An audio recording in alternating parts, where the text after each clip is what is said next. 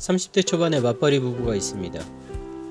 결혼 후 부부는 시부모님을 모시고 살다가 몇 년 전 서울 강북에 지어진 지 30년 된 실평수 12평의 소형 아파트를 마련했습니다. 이사하자마자 아파트 일대가 재건축 구역으로 지정되어 집값이 크게 올라서 부부는 매우 기뻤습니다. 하지만 부부는 새 집이 썩 마음에 들지는 않았습니다. 시부모님과 살던 큰 집과 비교하면 면적이 3분의 1도 되지 않았지만 집이 쓸쓸하고 공허하다는 느낌이 들었습니다. 아늑하지도 편안하지도 않았습니다. 마음이 불편하다 보니 퇴근 후 귀가하는 발걸음도 무거웠습니다. 부부가 같은 마음이었습니다. 이사 온 후부터 밤에 쉽게 잠들지 못했습니다. 밤새 뒤척이다가 잠이 들어도 깊은 잠을 자지 못했습니다.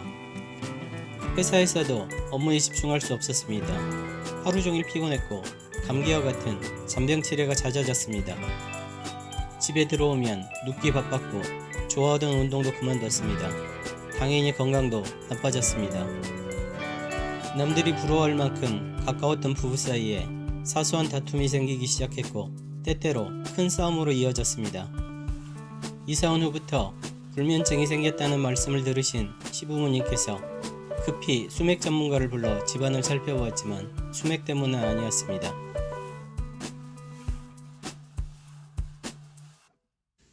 문제는 아파트의 구조에 있었습니다.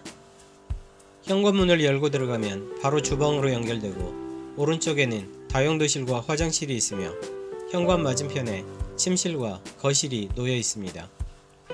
침실은 여닫이 문으로, 거실은 미닫이 문으로 열고 닫도록 되어 있지만 집이 작아서 거실의 미닫이 문은 없앴습니다. 문제는 지어진 지 오래된 소형 아파트가 대부분 그렇듯 현관문을 열자마자 안방이 보인다는 점입니다. 소위 문충사를 맞는 구조였습니다. 풍수에서는 문과 문이 서로 마주보는 걸 흉하게 여깁니다.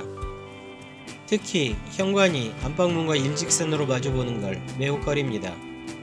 순화되지 않은 외부의 강한 기운이 곧바로 안방으로 치고 들어오기 때문입니다. 풍수에서는 이를 직사수라고 합니다. 화살이나 총알이 안방문을 향해 치고 들어오는 모양새입니다.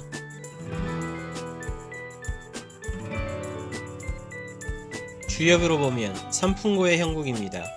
바람이 산을 강하게 때리는 형상입니다.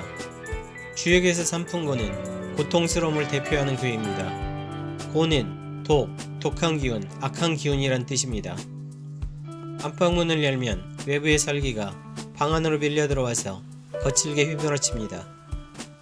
주역으로 보면 태풍대과의 형국입니다. 태풍대과는 연못안에 바람이 휘몰아치는 걸 말합니다. 한자 진할과는 재앙화로도 읽힙니다. 대과는 사전 뜻 그대로 큰 재앙입니다.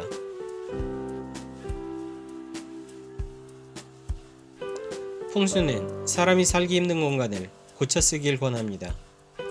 약한 기는 보충하고 강한 기는 억누르라고 하는데 이를 비보라고 합니다. 현관문과 안방문이 마주 보이는 경우 가장 좋은 비보 방법은 현관에 중문을 다는 것입니다. 하지만 중문을 달기에는 12평 아파트는 너무 작았습니다.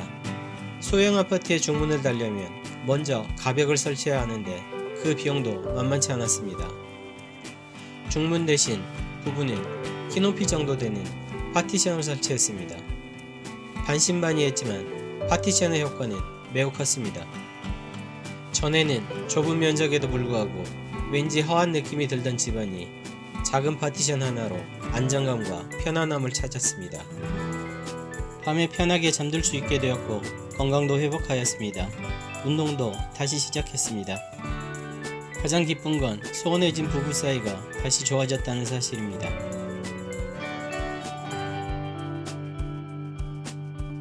외부의 강한 기온으로부터 집안이 평온하게 보호받는 형상은 주역의 산택손으로 해석할 수 있습니다. 흔히 산택손의 손을 손해로 해석하기도 하지만 이때의 손은 덜어낸다 혹은 비운다의 의미입니다. 밖에서 겪은 스트레스와 피곤을 집안에 들어와서는 떨쳐내고 있는다는 뜻입니다. 산택손은 택, 즉 연못으로 상징되는 집안을 산이 둘러싸고 보호하고 있는 모양새입니다. 산은 강한 바람으로부터 연못을 막아주고 연못은 물로써 산의 수목을 길러줍니다. 산과 연못이 서로 주고받음으로써 풍요와 평화를 유지하는 것입니다. 구독과 좋아요는 영상을 만드는데 큰 힘이 됩니다.